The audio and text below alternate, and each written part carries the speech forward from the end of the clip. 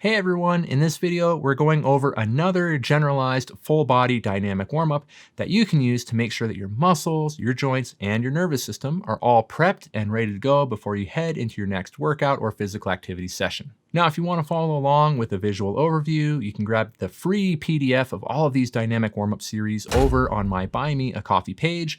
I'll put a link to that in the description. It is totally free and it's a great resource to print off and take to the gym with you so that you can reference it for your next dynamic warm-up routine that you run through before your exercise session. And if you want all the details pertaining to the how, why, and when to use dynamic warm-ups, you can check it out over on my first video in this playlist where I go over all of these facets in detail. All right, so feel free to follow along, and as always, make sure to modify or skip any exercises or movements that don't feel good for you. This is a generalized dynamic warm-up routine, meaning it can and should be modified as needed to help suit your individual needs. Okay, here we go. Start this dynamic warm-up series by performing approximately 5 minutes of continual low-intensity movement. The goal is to use this movement to begin elevating your heart rate, increasing blood flow throughout your body, preparing your joints, and beginning to increase the sympathetic activity of your nervous system. Now, you can pick a movement of your choice. You can jog or walk on a treadmill. You can use a rowing machine, a stationary bike, an airdyne bike like what I'm using here, or whatever else you have at your disposal. Just lower grade continual movement for about 5 minutes. For toe hold squats or ankle hold squats, we're going to use this exercise to really lengthen out and light up the back side of the body, so hamstrings and calves and lower back, while also warming up the quadricep muscles as well. Now just bend over and grab either your ankles or your toes, depending on your mobility and overall flexibility, and then perform the movement slow and controlled, and just be mindful of your low back positioning here. Again, if this bothers your back, you might want to skip this one or find a similar exercise that doesn't bother your back. For the Frogger to butterfly stretch, we're going to use this as a whole body exercise, which is going to open up the hips when you're in the Frogger position right there, and then we're going to use the butterfly right there to work on mobilizing the mid-upper back. So from the plank position, be sure to bring your knees up as high as you can comfortably towards and outside of your elbows, and then extend back in that butterfly position as far as you can comfortably in order to effectively mobilize your thoracic spine. And here's a view of what it looks like from the front, so you can better see how the knees are coming up outside of the elbows in order to target the groin muscles or that inner upper thigh region. You'll also see from this angle how the chest is really having to open up on that butterfly right there, so it's a great way to get some mobility into the pectoral region on the upper body. For the world's greatest stretch, yes, that's what it's actually called, we're going to use this one again to open up the hips and really get a whole lot of lower body joints and muscles targeted in one single movement. And now the key here is as you take that big lunge step forward to ensure that you keep your back leg as straight as you possibly can while you bring your elbow down inside of your knee. Now again, use a range that feels good for you. We don't want to be forcing anything and making it overly aggressive, but as you drop down and bring that elbow inside of the knee, you should feel the hip really have to open up, getting some of the groin muscles on the inner thigh, while that hamstring muscle on the back leg is really lengthening out. And here's a front view so you can better see how the hips are having to open up as the elbow drops inside of the knee. And then as well, you're going to notice that there's a big effort from the quadricep muscle on the front of the thigh in order to push me out of that position back to a tall standing position. So don't force anything or be overly aggressive with this one, but use it to open up your hips as well as to activate your quadriceps. And for the walkout to push up to arm rotation, we're going to walk ourselves out into that plank position, and then from there we're going to challenge the upper body bit by doing a little push up, and then we're going to get our upper body rotation as well as our shoulder activation by doing that rotation. Now, as you bend over and start the movement, just be mindful of your lower back positioning, and then as you walk into that plank position, you can opt to do the push-up if you want, or you don't have to, or you can even do a couple of push-ups.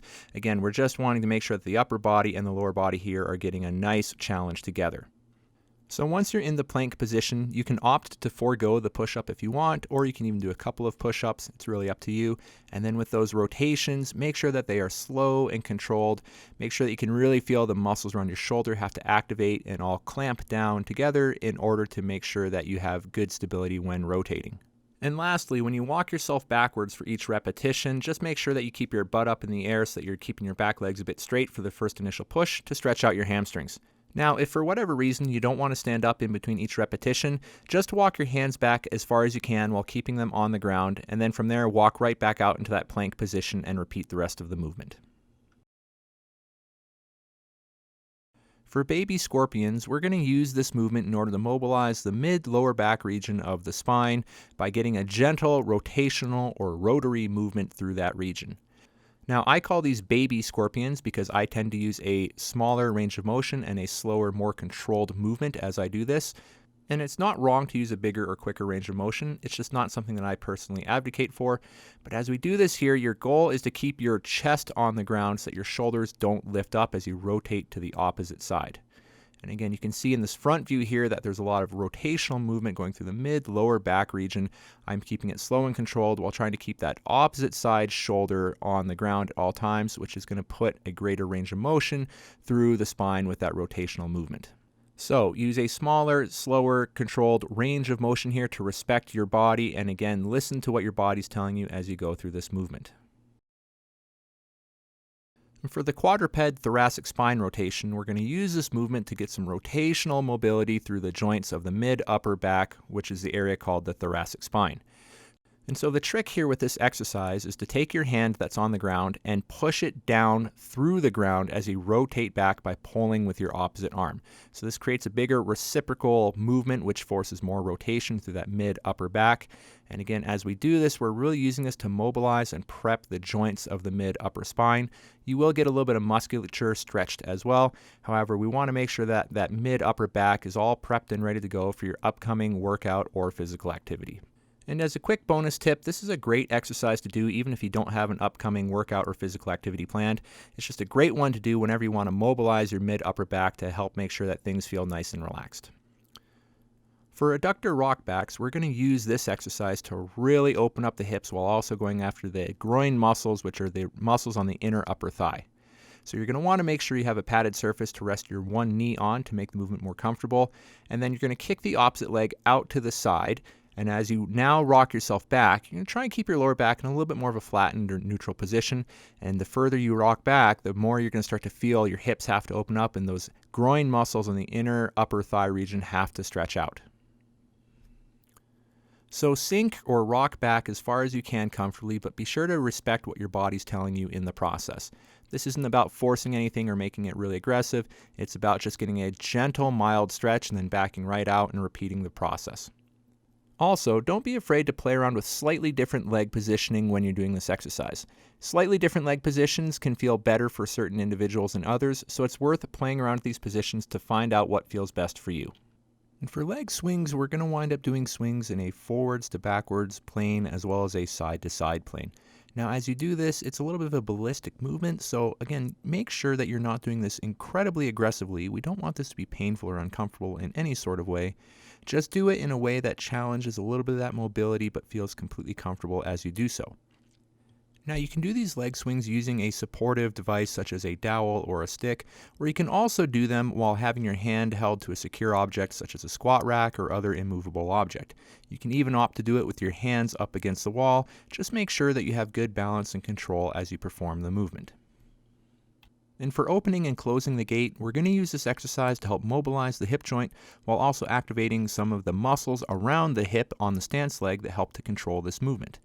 Now, this movement should be performed slowly and with good balance and control, so make sure that you remember that going slower is much more preferable than going faster. And you can also place your hand on the wall or another stationary object if you need to help yourself out with some balance. And be sure with each repetition here that as you lift your leg, you're lifting it as high as you can while controlling the movement. And so it may help to imagine that your foot is trying to clear a stationary hurdle when you bring it forwards and backwards. Drop squats are an exercise that we're going to use here to help activate and prepare your nervous system. Now, I tend to perform these activation-based exercises at the end of a dynamic series once all other dynamic movements have already been performed. And for this exercise, you want to lower your body down into the bottom of the squat position as quickly as possible. Now, you're going to do this by letting your body free fall into this position, but if you're not comfortable in letting your body drop this quickly, simply perform a fast squat until you're comfortable dropping into the squat position. Now, this quick drop forces your muscles to react quickly in order to stop the movement, and that requires a quick response that is initiated by your nervous system. So there you have it. Now, I have some other generalized dynamic warm-up series that you can use in addition to this one, and so if you want to give those a try, check out the other videos in this playlist. All right, everyone, I will see you in the next video.